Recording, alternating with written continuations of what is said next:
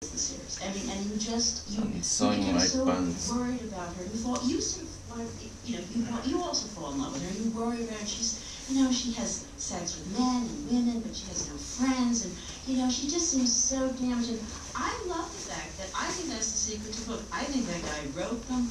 He loved mysteries, and this is how he relaxed and enjoyed himself. And he's like, I bet he probably, I don't think it's not the cynical, aggressive, I want to make a lot of money and sell the film rights.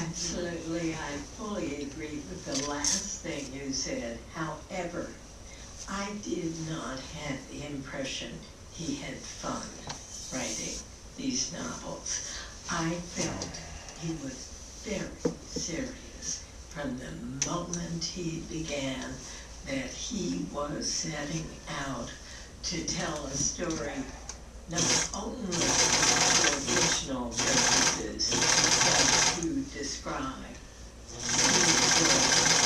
as he saw it as a journalist and as he wanted to write about it as a fictional author.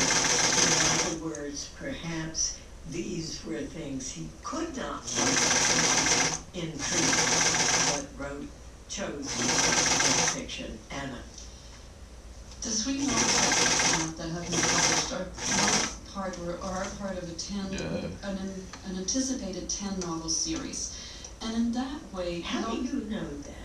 This has been reported by friends and collaborators who knew Larson well, that this is how he was imagining that this would be a 10-part series. And what I like to think about too is that in that way, Larson draws on a long tradition of European literature. Let's think about somebody like Charles Dickens, or Balzac, the French novelist, who wrote enormous long series about their contemporary conditions for a contemporary audience, and who wanted and needed to sell lots of copies. They were not deemed classics when they were published, and it may be that the Larson novels were never deemed classics or great literature, but there is that impetus, I think, in trying to present the contemporary world, both its good and bad sides, from a sort of investigative position.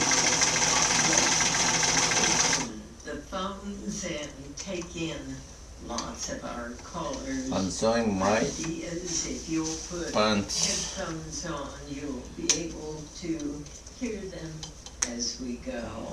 First to Stephanie, who is Silver. Good morning, you're on the air. Good morning. I wanted to read the book. I was quite surprised by the statistics that were given at the beginning of each chapter. I thought that was really in contradiction with my reader to have this progressive state, and I just wanted to know what Anna had wanted to but that seemed to be the country. I have 2 brief comments here. I find these statistics very interesting too. The problem is that there are no sources given for them, and I do not know exactly where they are. Of course, Sweden, like any other society, has tremendous problems with violence and abuse against women, and I think that this is part of what Larson wanted to get more exposure toward. But it may actually have been to our advantage if we had also gotten more information about where we can find some of these statistics so that we can do more work with them.